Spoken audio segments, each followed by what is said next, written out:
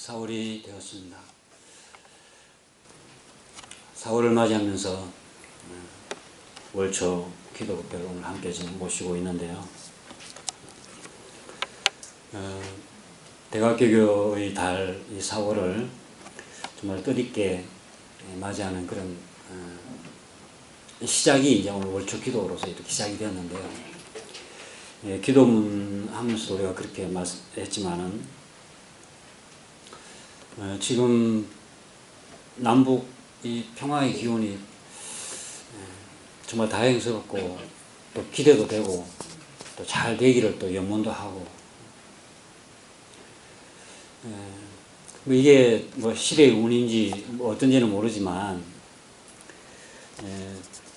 지금 좌산 상사님이나 정국사님을 비롯해서 교단적으로도 평창 동계올림픽이 정말 성공적으로 잘 평화의 올림픽으로 개최가 되도록 그 염원을 많이 하시고 기운을 많이 모았었죠. 그 강원교구청 그 봉불식 할 때도 이제 정국사님 모셔가지고 그때도 그 최문순 지사 혹시 동영상으로 들어보셨는지 모르겠네요. 그 강원지사가 그날 참석했거든요. 그리고 강원지사가 원불교 교도래요. 정확하게는 뭐 저도 잘 모르겠지만 그날은 그렇게 소개를 하시더라고요. 그러시면서 강원도에서 가장 큰 어떻게 보면 지금 행사를 계획하고 있는 그 당시에 계획하고 있는 이 동계올림픽이 성공적으로 되었으면 좋겠다는 말씀도 하시고 더욱이 또 우리 교도님이 그 책임자로 이렇게 있으니까 더 마음이 간다고도 하시고 우리 모든 교도 또 우리 모든 도민들이 다 마음 기운을 모으자는 말씀도 하시고 저희들이 또 각자 각 교당에서도 이게 정말 계기로 평화가 정착되도록 그런 계기가 되도록 다들 기운도 모으고 그랬었죠.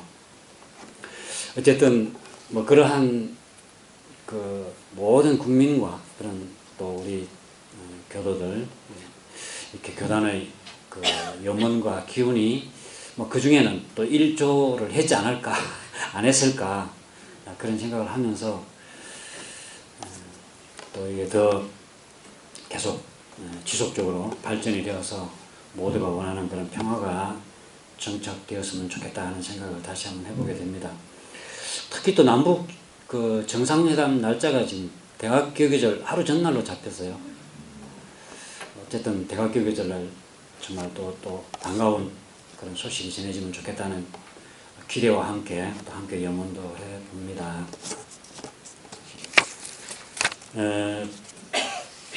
어쨌든 이 평화 남북 간에 어떻게 평화를 정착할 건가 이런 문제를 생각해 보면 남북 대립 또 좌우 갈등 뭐 이런 여러 가지 이야기를 하게 되는데 정산종사님 법에 보면 이 한국 동남 6.25가 과거 묻힌 그 원한이 터진 거라는 말씀이 한 번 있죠.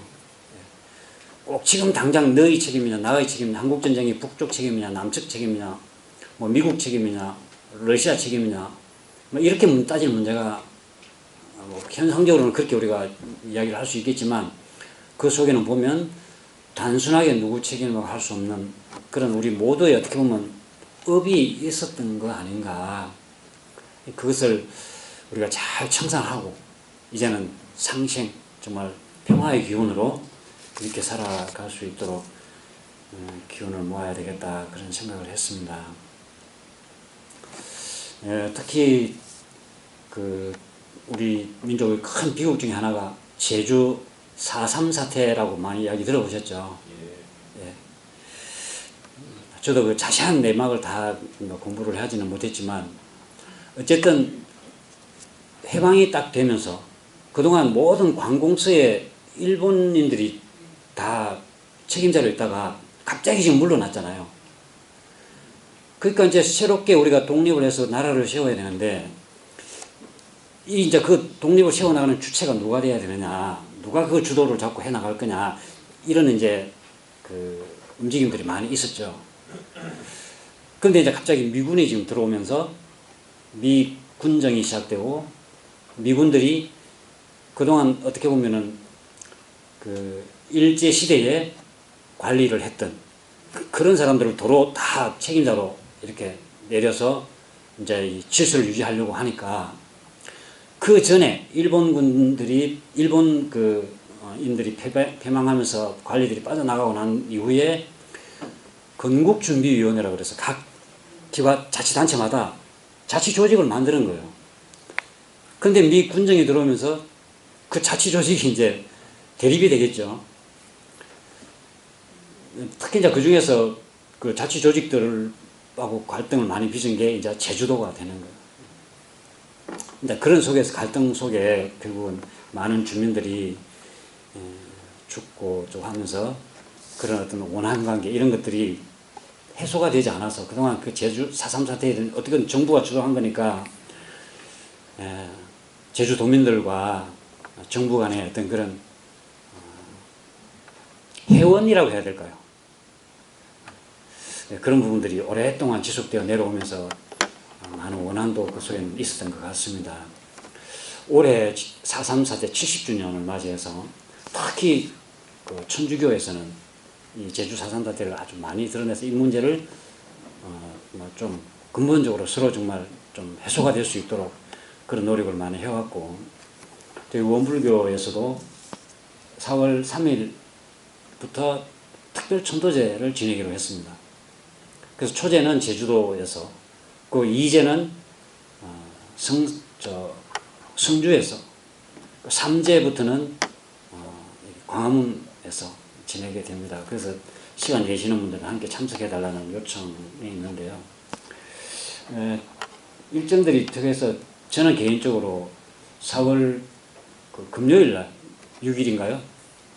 저는 참가를 할까 하는데 혹시라도 시간이 되신다면 시간은 오전 10시 반입니다.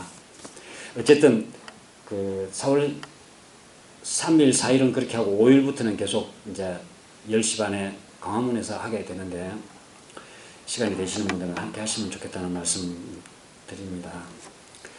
그리고 이 대각기교절을 맞이해서 몇 가지 또 우리가 이 은혜로운 달을 그냥 이렇게 맹숭맹숭하게 넘어갈 수 없어서 우리 함께 축제의 분위기로 끌어가기 위해서 교구에서도 그렇고 총부에서도 그렇고 그 이벤트가 있습니다.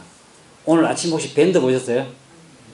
지난주 예회부에 잠깐 소개는 해드렸는데 그 내용을 지금 밴드에 올려놨는데 혹시 못 보신 분들은 다시 한번 보시면서 좀 적극적으로 참여를 하면서 이 대각기 교절이 더 의미 있는 대각기 교절이 되면 좋겠습니다. 오늘 말씀드릴 것은 오늘 법회 끝나고 교화단회가 있죠. 4월 교화단회인데 이번 4월 교화단회 공부 주제는 교법의 총설입니다. 교법의 총설에 대해서 함께 공부하는 시간을 갖게 되겠는데 이 시간에 잠깐 간략하게나마 교법의 총설을 한번 살펴보고자 합니다. 교법의 총설 내용은 아마 다 아시죠? 우리 예회부에도 서두에 제가 본문을 실어놨습니다. 아시겠지만 제가 다시 한번 읽어보겠습니다. 교법의 와 방편이 호대함으로 여러 선지식이 이에 근원하여 각종 각파로 분립하고 포교문을 열어 많은 사람을 가르쳐 왔으며 세계의 모든 종교도 그 근본되는 원리는 본래 하나이나 교문을 변립하여 오랫동안 제도와 방편을 달리하여 온 만큼 교파들 사이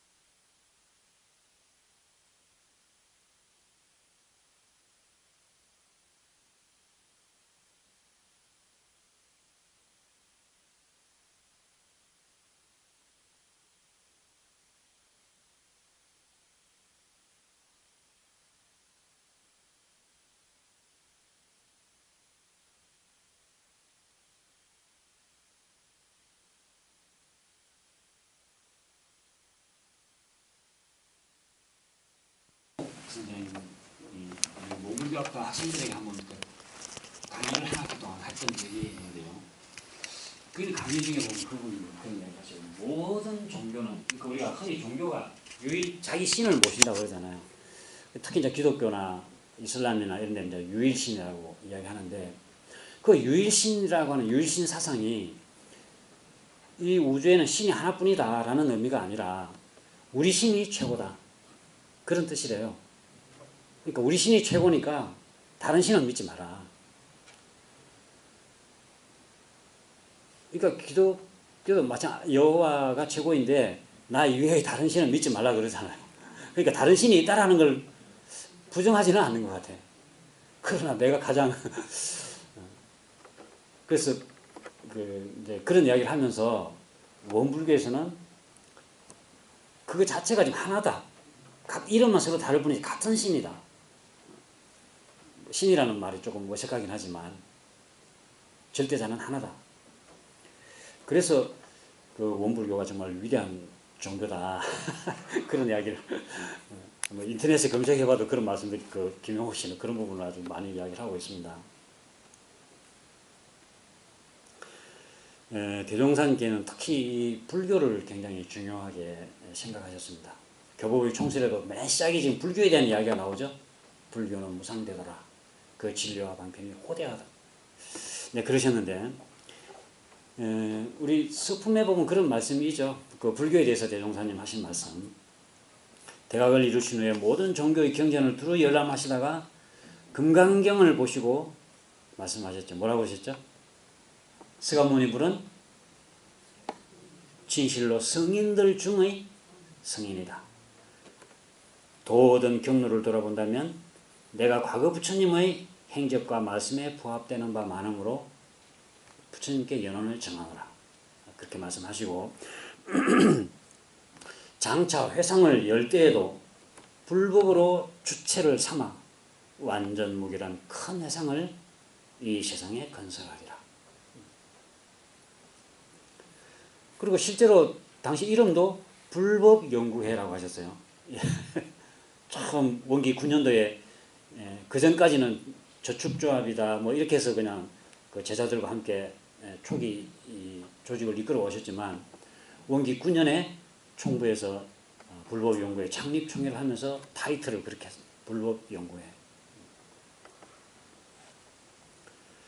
왜 불교를 무상대로다, 가장 뛰어나다, 성인들 중의 성인이다 라고 하신 그 내역은 우리 대종경에 보면 그런 말씀이 있죠. 불법은 천하의 큰 도라. 첫째는 참된 성품의 원리를 밝히고, 둘째는 생사의 큰 일을 해결하였고, 또 인과의 이치를 드러내고 수행의 길을 갖추었기 때문에 능히 모든 교법에 뛰어난 바가 있다. 그렇게 말씀해 주셨죠. 아마 그 말씀을 받던 기억들은 다 있을 것입니다.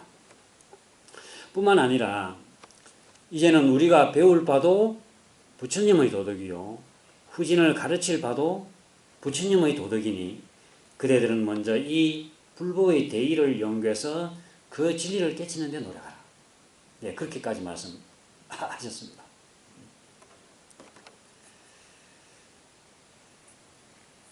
한때 한 15, 16년, 거의 한 20년 됐나요? 한때 원불교가 불교냐 아니냐 이런 뭐 사회적으로도 좀 논쟁이 되고 우리 교단 내에서도 어떤 입장을 취해야 할 거냐. 특히 불교에서 원불교가 어느 정도 이제 교세가 확장되고 그러니까 원불교는 정체를 좀 분명히 해라. 불교에서 그 요구하는 게 그것이어서요. 해외 나가면 원불교는 불교라고 한다. 우리도 불교다. 근데 한국 국내에 들어오면 우리는 불교가 아니다. 불교는 다르다라고 이야기합니다. 그 정체가 뭐냐? 왜냐하면 그 당시만 해도 세계 불교도 우의회라든지 그 속에 원불교도 가입이 되어 있거든요. 그 세계 불교도 우의회 그 참석 지금 계속 하고 있죠. 근데 한국 내에서는 불교 모임이나 이런 데는 지금 간여하지 않고 우리는 불교하고 다르다라고 이야기하고 실제 교도들한테 이야기할 때도 우리는 불교하고는 다르다. 그렇게 이야기를 하는데, 이 불교하고는 어떤 입장을 취해야 되느냐. 그래서 이제 불교 쪽에서도 그런 요청을 했고, 교단 내에서도 이걸 어떻게 정리할 거냐. 설왕설래 많은 말이 있었습니다. 그러다가 제가 정확한 연도는 기억이 되지 않는데, 그 수의단에서 이렇게 해서 정리를 하기를, 불교 이래, 원불교는 불교 이래, 쇠불교다. 예, 그렇게 정리를 하셨어요. 그러니까 지금까지 대종경에 있는 말씀들을 쭉 보면 대종사님은 부처님을 스님들 중에 가장 뛰어난 스님이라는 말씀하셨고, 앞으로는 우리가 배울 바도 불법이고 가르칠 바도 불법이라고 말씀하셨고, 불교의 바탕에서 장차 회상을 건설할 때도 불교의 바탕에서 원만한 회상을 건설하리라고 또 선언을 하셨고, 그런다면 불교는 불교이되 쇠불교다. 불교이다라고 하는 것은 무엇이고 쇠불교다라고 하는 것은 뭐냐? 이 불교하고 같은 점은 무엇이고 불교하고 다른 점은 무엇이냐? 그런 문제겠죠. 예. 저는 개인적으로 쇠불교라기보다는 참불교다. 그런 표현을 하고 싶은데, 그 스님들도 그런 이야기를 많이 하셔요. 부처님의 사실상 그 가르침의 진수가 사실 원불교 이 가르침 대종사님께서 다 밝혀주셨다. 잘 아시겠지만 부처님께서 깨치신 진리를 하나로 말하자면 그게 연기법이다 라고 이제 이야기를 많이 하는데, 대종사님은 그걸 그대로 이어받으셔가지고 은사상으로 서로 없어서는 살 수 없는 은혜의 관계로 이렇게 말씀해 주시면서 우리의 신앙 체계를 거기에 바탕에서 세워주셨죠. 그러나 미래의 불법은 재래와 같은 제도의 불법이 아니라 산업공상을 여의지 아니하고 또는 재가 출가를 막론하고 일반적으로 공부하는 불법이 될 것이며, 부처를 숭배하는 것도 한갓 국한된 불상에만 귀의하지 않고 우주 만물 허공법계를 다 부처로 알게 되므로 일과 공부가 따로 있지 아니하고, 세상 일을 잘하면 그것이 곧 불법 공부를 잘하는 사람이고, 불법 공부를 잘하면 세상 일을 잘하는 사람이 될 것이며, 또는 불공하는 법도 불공할 처소와 부처가 따로 있는 것이 아니라 불공하는 이의 일과 원을 따라서 그 불공하는 처소와 부처가 있게 된다. 원에 따라서 부처가, 과거 불교 같은 경우는 불공을 하려면 부처님께 가야 되죠. 원불교는 내가 이루고자 하는 원이 무엇이냐에 따라서 부처가 달라져. 그래서 처처불상, 사사불공, 그런 말씀이십니다. 네, 그러한 불교에 대한 관점을 가지고 계시고, 거기에 따라서 이론상을 신앙의 대상과 수행의 표본으로 모시고 사언과 사막으로서 신앙 수행의 강령을 정하여서 광대하고 원만한 종교가 되자 하는 게 우리 교법의 총설이라고 할 수 있습니다. 이 모든 종교가 서로 이렇게 교문을 변립해서 융통하지 못하는 그런 내용들은 뭐 사실 이게 자세히 보려면 이 역사를 다 봐야 되는데 시간적으로 우리가 그런 내용을 다 공부할 수는 없는 것이어서 그냥 상식적인 우리 알고 있는 지식으로 판단을 하고 넘어가야 될 것 같습니다. 그 슬라이드 한 장만 넘겨봐 주시겠어요? 대종사님께서 원기 20년에 조선불교 혁신론이라고 하는 것을 발표하시게 됩니다. 사실은 원기 5년경부터 그 정산종사에게 명해서 불교를 어떻게 혁신할 건가를 이렇게 정리를 해보라. 그러면서 대종사님과 말씀 나누면서 이렇게 정리되기 시작했다고 합니다. 그러나 인쇄물로 발간되기는 원기 20년이에요. 거기에 내용 보면 7가지 항목으로 설명을 하고 있는데, 그전에 이제 조선불교 총론, 불교에 대한 전반적인 이렇게 살펴보는 총론이고, 개선해야 될, 혁신해야 될 조목으로 첫째는 과거 조선 사회의 불법에 대한 견해. 이 내용들이 우리 서품에 다 들어 있습니다. 과거의 불교를 어떻게 보는가. 또 조선 성녀들의 실생활. 세 번째는 세존의 지혜와 능력, 부처님의 지혜와 능력은 어떠한가. 네 번째는 외방의 불교를 조선의 불교로, 외방이라는 말은 지금 말하면 외국 말이죠. 다섯 번째는 소수인의 불교를 대중의 불교로, 여섯 번째는 분열된 교화 과목을 통일하기로. 그러니까 분열된 교화 과목이라는 것은 연불종은 연불만 계속하고 선종은 선만 계속하고 뭐 이런 교종은 경전 공부만 계속하고 있고 교화 과목이라는 게 꼭 교도를 교화한다는 그런 의미가 아니라 우리 스스로를 가르침으로써 변화시켜 나가는 교육 과목 그 말입니다. 통일하기로. 그리고 등상불 숭배를 불성 이런 상으로 이 7가지 조항으로 이렇게 설명을 하고 계세요. 이게 나중에 원기 28년 이제 대종사님 열반하실 무렵에 이제 불교정전 편수를 계속 독촉하시다가 끝내 책으로 나오는 거 못 보시고 탈고를 하셨지만 못 보시고 돌아가시고 49세 때인가? 대종사님 49세 때인가 인쇄돼가지고 총부에 도착했다고 그러거든요. 그때 불교정전에는 어떻게 실려있느냐 하면 슬라이드 하나만 더 한번 넘겨봐 주십시오. 그 불교정전의 목차입니다.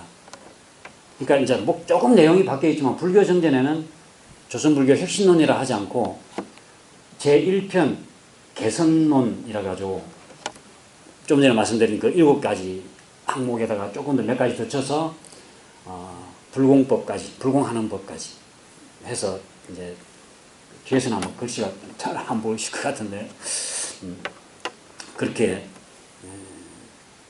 대종사님께서는 불교에 대한 시각을 가지시고 불교를 과거 그대로의 불교가 아니라 당신이 생각하는 원만한 누구나 다 넘나들고 누구나 다 공부할 수 있는 그런 종교로 만들고자 하셨다 하는 그에 대한 열망이 굉장히 이렇게 크게 갖고 계셨구나 하는 것을 그러니까 줄기차게 그 부분을 교법과 회상을 열어가시는데 큰 그 방향으로 이렇게 세우고 하나의 원칙이라고 할까요?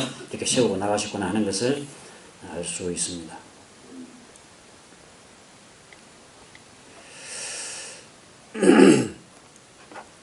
우리가 불교가 많은 종파로 이루어져 있다는 이야기는 잘 아시죠? 뭐 우리 한국에만 하더라도 무슨 종 굉장히 많은 종파가 있고 또 서로 뭐 요즘은 좀 뭐 끝으로 드러나는 어떤 그 대립 같은 거는 뭐 많이 있지는 않지만 과거에는 보면 또 그렇게 재산 사업이라든지 또 그런 또 대립도 있었고 저는 처음 알았는데 대한불교 조계종이 한국의 주 불교 중에서는 아마 대표 종단이 대한불교 조계종일 거예요. 근데 산에 가끔 가다 보면 암자 속에 보통 절 무슨 암 하면서 이게 대한불교 조계종 소속 그러니까 대한불교 조계종 무슨 암 또는 무슨 사 절 아니면은 한국 뭐 태고종 뭐 이렇게 되어 있죠. 소속 그 종파야. 근데 조계종이라면 저는 다 같을 줄 알았는데 대한불교 조계종이 다르고 한국불교 조계종이 다르고 조계종 선화탁에서 다 이 조계사의 그 관할을 받는 그 조계종이 아니더라고요. 굉장히 많은 종파가 있어요. 불교는.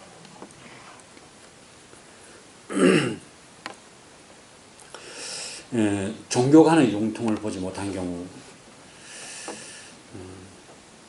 특히 인류의 그 어떤 전쟁 역사를 보면 종교로 인한 전쟁이 가장 어떻게 보면 또 잔인하기도 하고 많기도 하고 많은 피해도 일어나고 그랬다고 해서 종교에 대한 부정적인 시각이라고 할까요? 그런 부분도 없지 않아 있는 것 같습니다.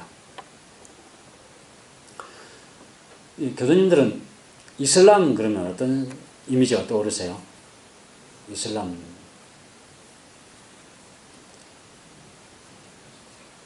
탁 떠오르는 단어 있으세요? 예? 테러. 예. 요즘 또 뭐 그쪽 이슬람 지역 뭐 난민 늘 그 분쟁, 전쟁 이슬람에 대해서 우리가 좀 관심을 가져야 되겠다는 생각이 들었습니다. 모든 종교와 종파가 서로 융통을 보지 못한다고 지금 이야기하는데, 아마 그 종교와 관련된 전쟁으로 가장 이름 알려진 게는 십자군 전쟁이라고 볼 수 있는데, 십자군 전쟁이라는 게 마호메트가 이제 이슬람을 이제 이렇게 열고 굉장히 급속도로 발전을 하게 되죠. 불과 한 200여 년 만에 그 중동 지역과 아프리카 북부 지역과 지중해 건너가서 스페인 지역까지 이슬람 제국을 건설하게 되거든요. 그러니까 이슬람은 싸웠다면 다 이기다 라고 말할 정도로. 그래서 흔히 뭐 칼 아니면 한 손에는 칼, 한 손에는 코란 뭐 그런 이야기가 있을 정도로, 그런 말에서부터 굉장히 이슬람은 가격하고 아무튼 폭력적인 이런 이미지가 우리가 지금 교육이 되어 있는 것 같아요.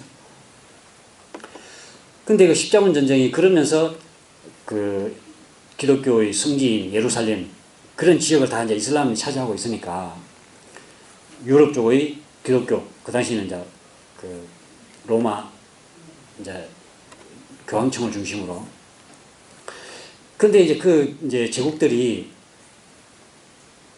정말로 성지를 탈환하겠다 아니면 종교적인 목적으로 그 전쟁을 일으킨 게 아니고, 그 내막을 가만히 보면 사실은 그 사이에 국가 간에 어떤 뭐 확장이라고 할까요? 제국주의라고 할까요? 서로 이제 그 국가 간에 뭐 자원을 얻고 하기 위해서 이제 영토를 침범하기도 하고, 이런 과정 속에서 이번 기회에 이슬람을 좀 한번 공격을 해야 되겠다라고 하면서 명분으로 성지를 탈환하자. 그래서 10조군을 모아서 이게 뭐 몇 차에 걸쳐서 전쟁이 계속되는 거예요. 그런데 그 가운데 이슬람이 예루살렘 지역을 점령하면서 그때 유럽 쪽에서 기독교 신자들이 순례하는 것을 방해하고 뭐 피해를 입히고 그런다고 하면서 이제 십자군 전쟁을 이제 그 기독교인들을 선동을 하는 거죠. 근데 실제로 이슬람은 굉장히 관용과 사랑의 종교다, 그런 이야기를 하더라고요. 그러니까 그 당시만 하더라도 이슬람이 예루살렘을 점령하고 있었지만 실제로 이 모든 순례나 이런 것들이 거의 보장이 되고 안전을 보장해주고, 다만 이제 그런 그 사막 지역으로 순례자들이 오다 보면 그 유목민들 중에는 뭐라 하죠? 요즘 말하면 뭐 강도나 예, 그런 사람들이 있어가지고 유럽 쪽에서 오는 그 순례자들을 공격해서 뭐 재물을 탈취하거나 인명을 살상하는 이런 일이 들어 있었던가 봐요. 그러니까 그런 걸로 인해 가지고 이슬람에서 방해한다 이렇게 하니까 이슬람이 모든 그런 이제 뭐 기독교에 대해서 이제 억압하고 피해를 그런다고 이제 이렇게 선동을 하는 거죠.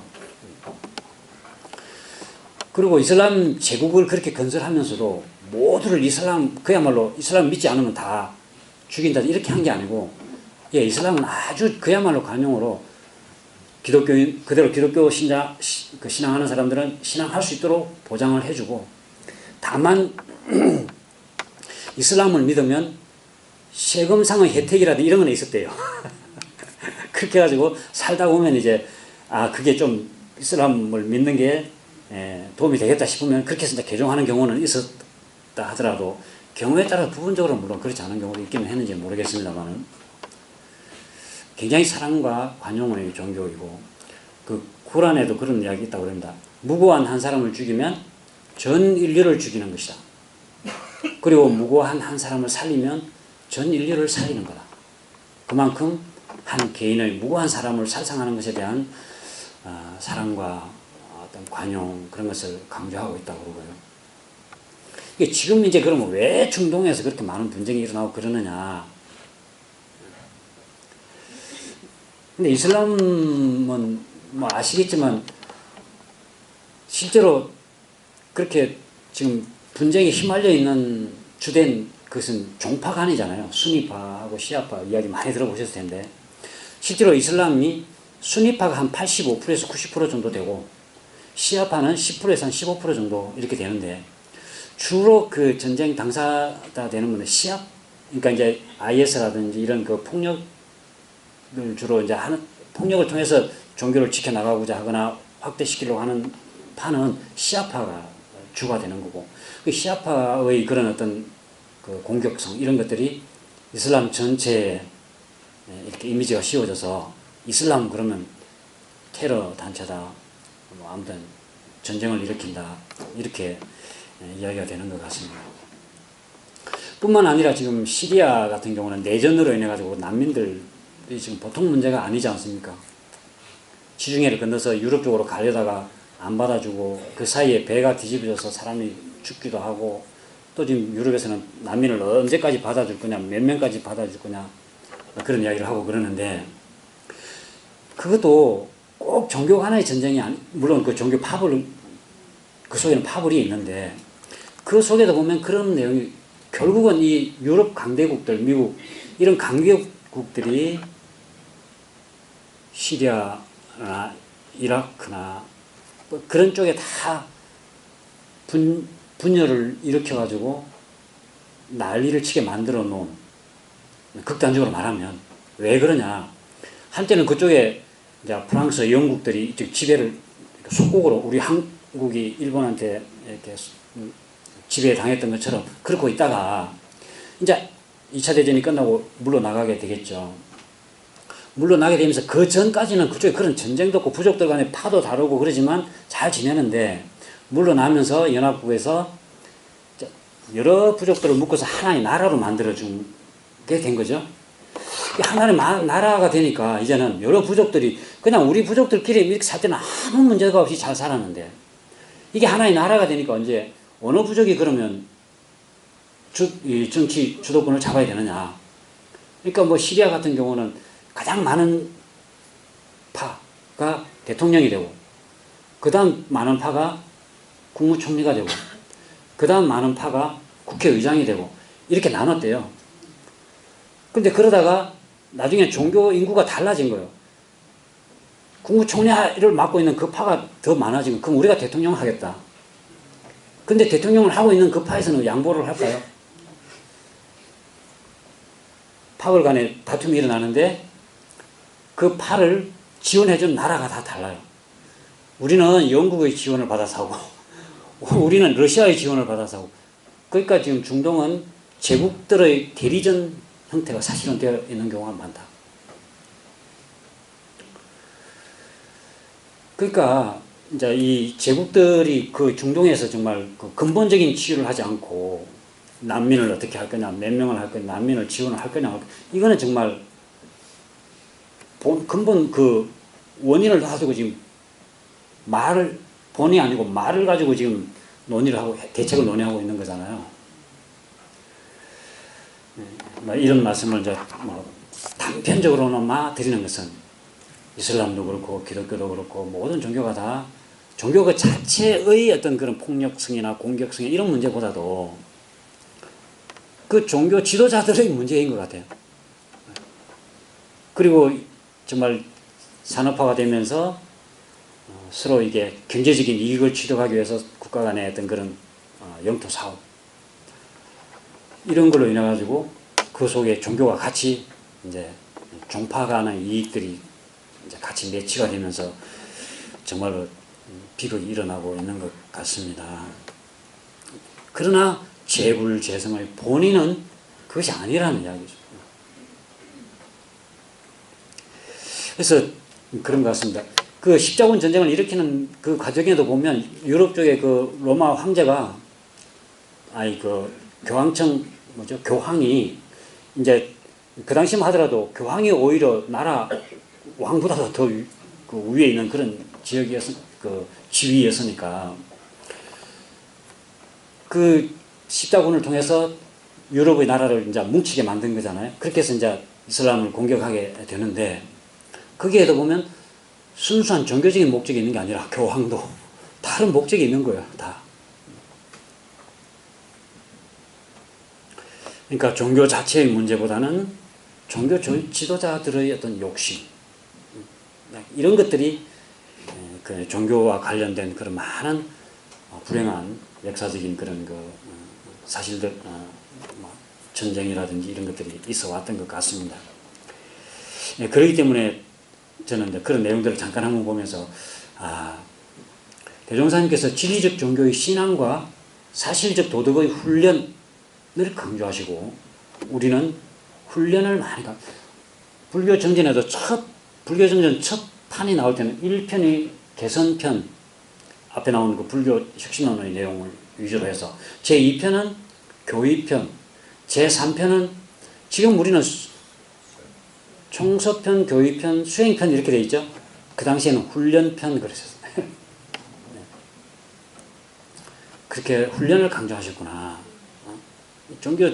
종교인들이 아무리 그 교리가 뛰어나고 좋다 하지만 스스로 그 훈련을 해서 기질이 변화가 되지 않으면 그와 같이 이권과 관련되어 있다든지 권력과 관련되어 있다든지 그러면 그 종교는 그침없이 또 거기에 휘말려가고 마는 것이 지난 역사를 통해서 우리가 볼 수 있지 않았나 그런 생각을 해보게 되었습니다.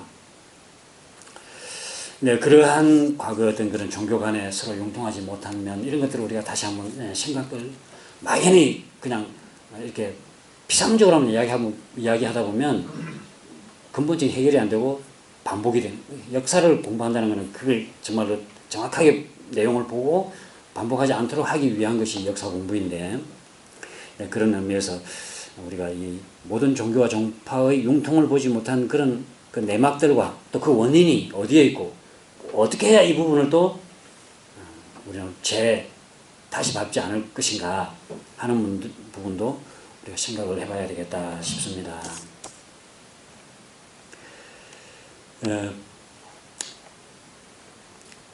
교도님들은 절에 가면 부처님께 절하세요?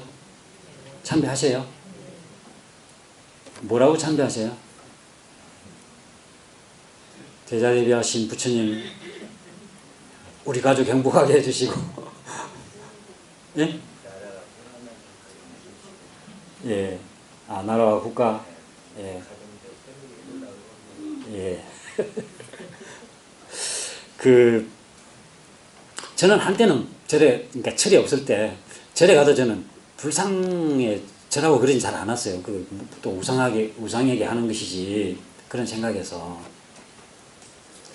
우리 대종경에 보면 대종사님께서 금강산 유람하시고 오셔서 그 기독교 신자를 만난 이야기 기억나세요? 예, 그 여관에 들었는데 여관 주인이 기독교 신자더라. 근데 이 기독교 신자는 좋은 일을 당하나 굳은 일을 당하나 다 하나님의 은혜라고 생각하고 정말 생활을 하고 있더라. 그런 내용이죠. 그래서 기독교는 그런 타력 신앙만 해도 저렇게 정말 신앙생활을 잘하고 있는데 우리는 자타력 병전 신앙을 하고 있으니까 더 이제 잘해야 된다는 그런 말씀이셔요. 이제 사실은 그게 이제 대종사님께서 금강산 다녀오셔서 제자들에게 하신 설법의 내용인데 그게 회보 27호에 실려 있습니다. 이제 전원광 스님이 그걸 이제 대종사님 말씀하시는 걸 기록해가지고 올려놓은 내용인데 몇 가지 재미있는 내용이 있어서 좀 한번 소개를 제가 한번 해드려 볼까 합니다. 굉장히 좀 본문이라 긴데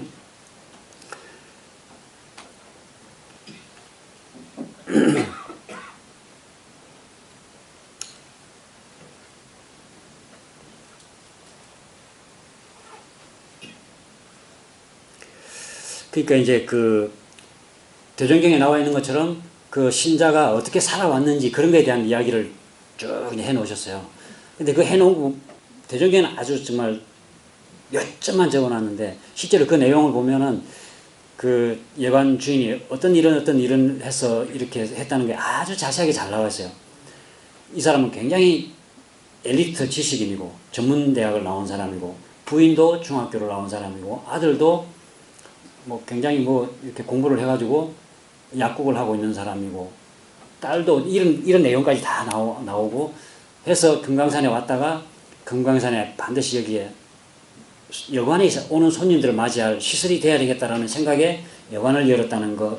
그 여관을 열어서 이런 내용들 나오고 여관이 다 불타가지고 이제 그때 나는 어떤 신앙으로 했다는 그런 이야기들이 다 나와 있어요. 근데 우리는 아주 약해졌는데 이제 그 이야기를 쭉 이제 들으시고 그 사람이 다시 대종사님께 물어요. 이 내용은 대종경에는 없는 내용인데 선생님도 주초를 끊으시며 술과 담배를 대종사님은 이제 술과 담배 안 하시니까 주초를 끊으시며 모든 동작하심이 범민과는 일반 사람과는 현저히 다르니 어느 종교에 종사하십니까? 하니까 대종사님께서 그렇습니다. 그러니까 그분이 혹시 부처님을 믿으십니까? 그래서 대종사님께서 나는 부인했다. 부인했다 하시면서 나는 아무 종교도 믿지 않는다. 정신을 소창차 그냥 기분 전환하기 위해서 산중 사찰이나 구경할 목적으로 예배당에도 수차 왕래한 일은 있었으나 평소에 내심에 하되 마음속으로 생각하되 불교의 신자나 예수교의 신자는 동청의 허망한 사람, 그러니까 마찬가지로 좀 허망한 사람들이다. 그렇게 생각을 해왔다.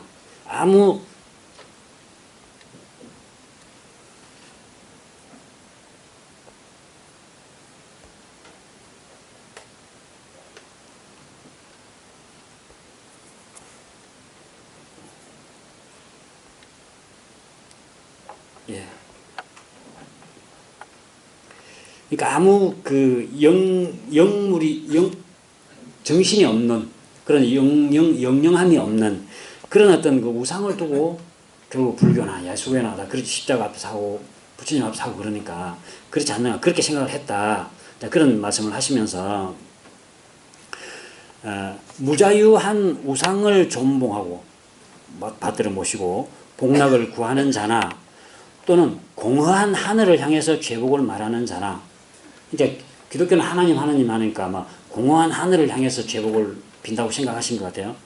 허망하기는 일반이 아니냐 똑같지 않느냐 능히 감각이 있으며 능히 동작하는 사람으로서도 우연한 죄와 복은 한거하지 못하는데 그 무자유한 무권능한 아무 권능도 없는 그런 우상이나 더욱이 무형한 아무 형체도 없는 이 하늘이 어찌 사람의 죄복을 자유로이 제재할 권능을 가졌겠는가.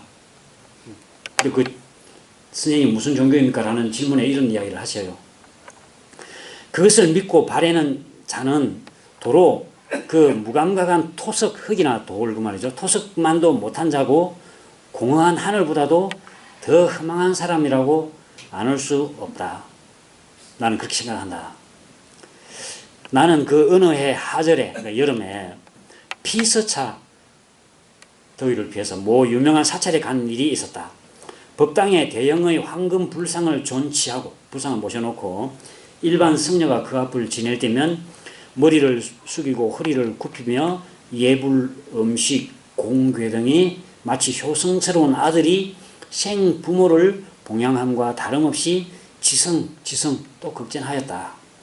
나도 처음에는 이 우상을 불신하였으나 믿지 않았지만 중인이 만약에 여러 사람들이 그 존경하는 분위기에 쌓여서 과연 그에게 어떠한 영험이 있는가 하는 영험이 있는 것이 아닐까라는 것도 같은 생각이 들었고 또 자연히 존엄한 생각도 있었다. 많은 사람이 그렇게 하고 있으니까.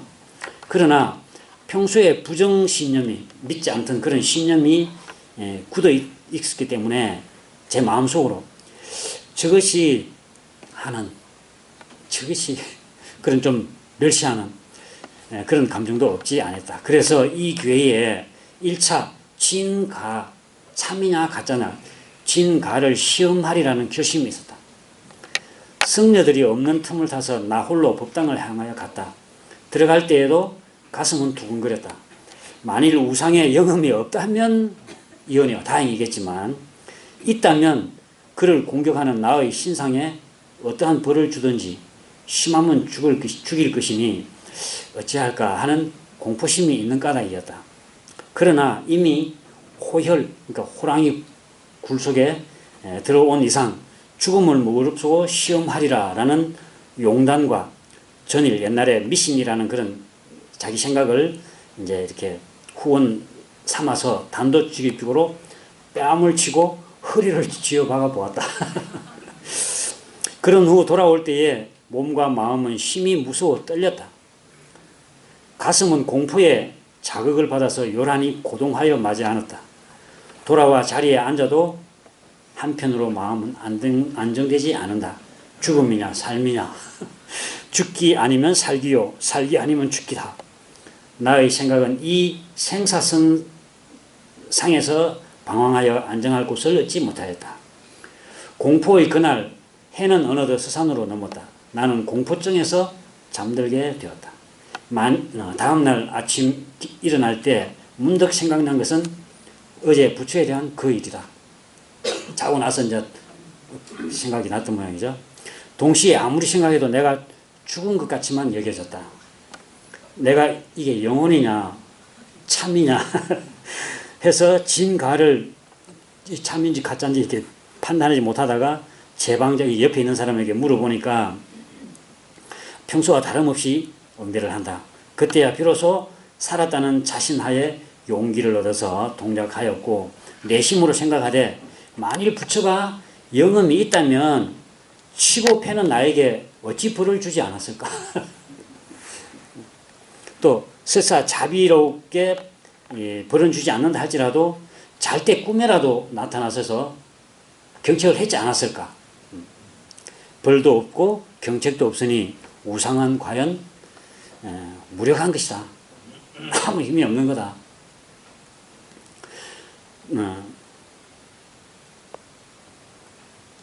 이제 그런 이야기가 있고 또 하나는 어느 날은 예배당을 왕방한 결과 모든 사람이 하늘 아버지 하면서 복을 주십사 병을 나서 주십사 하고 혹은 예수가 하늘의 독생자로서 모든 인류의 죄를 대하신하여 십자가상에서 이렇게 못 박혀 죽었다라고 하며 인간의 부귀 빈천과 수명 복락을 다 하늘이 자유 천단한다고 주창을 한다. 그 소리를 들은 나는 평소에는 심상하던 아무렇지도 않은 그런 창창한 하늘에 과연 무엇이 드러난 것 같지만 생각이 되었다. 하나님 하니까 평소에는 아무렇지 않은 하늘이었는데 그 이야기 들은 하늘에 뭐가 있는 것 같이 생각이 되었다는 거죠. 그러나 내가 그 사실을 알지 못하면 또한 믿기가 어려우므로 하늘을 또 한번 시험해 보기로 내정하였다. 집에 돌아와서 긴 막대로 하늘을 겨누며 이 하늘아 영험이 있느냐 없느냐 영험이 있다면 있는 표정을 하고 없으면 가만히 있거라 하였다. 그러나 나의 내심은 저 하늘이 만일 영험이 있어서 죄를 주면 어찌할까 하는 무서운 생각도 들었다. 그러나 아무리 기다려도 조금씩 벌은 내리지 않는다. 혹 하늘이 듣지 않았는가 의심이 들어서 재차 대성지로 하늘이 못 들었나 싶보다 더 큰 소리로 하늘을 또 욕을 해야 됐다는 거예요. 그러나 그로 인해서 별일은 없고 말았다. 아무 일이 없었다. 이 시험이 있은 후부터는 하늘도 부처와 같이 허망한 것이며 그것을 믿는 사람도 따라서 허망한 사람이라 단정하는 동시에 이것이나 저것이나 사람으로서 믿지 못할 것이라고 자인하였다. 스스로 인정하였다. 이런 내용을 이야기하면서 그대는 그렇게 천주님을 20년 동안 믿어왔다고 하니 보았나. 그러니까 이 사람도 제가 지금까지 천주님을 믿어오면서 모든 그 어려움이나 좋은 일이나 다 천주님 은혜를 믿고 잘 살아왔는데 저도 그것이 하나 걱정입니다. 천주님 보지는 못했다. 그러니까 그러나 천주님이 안 계신 곳은 없습니다. 그러니까 대종사님 옆에 뭐 잿더리가 있었다든가 그걸 들으시고 여기에도 하나님이 그럼 있느냐? 그러니까 그 사람이 거기에야 있겠습니까? 그럼 어디 있느냐? 그런 문답하는 내용이 나와요. 재밌으시죠? 근데 문제는 이제 맨 끝부분에 그런 내용이 있습니다. 그러나, 그러니까 그 허망하다, 그것은 허망한 것이라는 이야기를 주로 이제 그 대답 나누신 내용을 이렇게 이제 전하시면서, 그러나 제군으로서는 내 말을 명심해라. 그 야수교 신자가 확실히 하늘을 신념함으로 사실적 하늘이 복을 주지 않은 바가 아니다. 하늘을 신앙을 했지만, 그러니까 허망한 것 같은 그 하늘을 신앙했지만 하늘이 복을 주지 않은 게 아니다. 또 저 사찰에 이렇게 위치 모셔놓은 불상이 사실로 순연한 부처가 아닌 것은 아니다. 저것이 전혀 부처가 아닌 것은 아니다. 저것도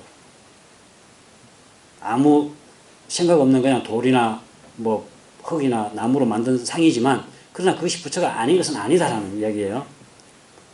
또 복락을 주는 수도 없지 않은 바가 아니다. 복락을 주는 수도 있다 지금 그 말씀입니다. 제군들은 이상의 나의 뜻을 모아 깊이 명심하고 실천을 가지도록 해라. 이게 이렇게 마지막 본문이 끝나요. 그러니까 우리가 법신불이론상이라고 생각해서 부처라든지 뭐 십자가라 이거는 허망하다. 그렇게 생각하고 좀 배척하고 어떻게 보면 좀 멸시한다고 할까요? 꼭 그럴 일만은 아니죠. 그러나 그 불상으로부터 아니면 십자가로부터 아니면 저 위 하늘로부터 공허한 하늘로부터 복이 온다. 사실 그것도 아니죠. 그것이 전부는 아니죠. 이제 저는 언제부턴가는 절에 가더라도 꼭 부처님께 예를 올리면서 그는 뭐 저는 복을 달라는 것보다도 3000년 전에 부처님 그 참 자비 광명으로 이렇게 밝혀주셨는데 그 자비 광명이 끊이지 않도록 이렇게 저도 마음 다짐도 하고 모두가 다 그런 부처님의 자비 광명에 귀하도록 해주십시오. 귀하게 되었으면 좋겠습니다. 그런 마음으로 예를 올립니다. 뭐 교회 가도 물론 마찬가지고요. 이런 말씀들을 드리는 것은 결국 우리 교법의 총설은 모든 재불재성의 마음은 본래 하나인데 그게 오랜 시간을 흘러내려오는 동안에 제도와 방편을 달리 하다 보니까 이게 굳은 어떤 틀이 되어가지고 서로 간에 갈등이 생기고 융통을 보지 못하고 하다는 거죠. 그러나 대종사님은 본래 하나다. 유교에서는 성가에서는 도라고 하고 유교에서는 뭐라고 그러셨죠? 태극 무극이라 하고 또 성가에서는 자연이나 도라고 하고 결국 그게 하나다. 그리고 그게 바탕에서 원만한 종교가 만들자 하는 게 우리 원불교다라고 하는 것을 다시 한번 교보의 총수를 통해서 공부를 하면서 오늘 교단회를 하시면서 어떻게 하면은 그런 이 교보의 총설에 바탕한 우리의 태도, 공부, 교단 마음 공부에 보면 회화의 내용을 회화의 내용 속에 그런 말씀 해놓으셨어요. 이 교보의 총설을 통한 우리의 마음 공부를 어떻게 나갈 건가. 그런 내용들, 혹시라도 내 마음에 어떤 국한을 두고 있거나, 그러진 않는지. 또 반면에, 그러면 우불교, 너는 교회 간다 그러면 교회 가라. 그러면 너는 불교 가라. 그러면 우불교를 별로 발전시킬 필요가 없나요? 우리의 교법관, 우리의 회상관, 우리의 스승관, 우리의 진리관. 그것이 분명하게 써야 되는 거죠. 그 부분을 같이 한번 회화를 해보면 좋겠다 하는 말씀을 드리고, 또 사언을 신앙의 강령으로, 사막을 수행의 강령으로 이렇게 했다고 했는데, 우리가 다음 주 교리 퀴즈대회 사막팔조 사언사요 하잖아요. 그래서 단별로 사막팔조 사언사의 공부에 대해서 같이 좀 말씀 나누시면서 이번 기회에 어쨌든 사막팔조 사언사요를 제대로 한번 공부해보는 그런 계기가 되기를 부탁드립니다.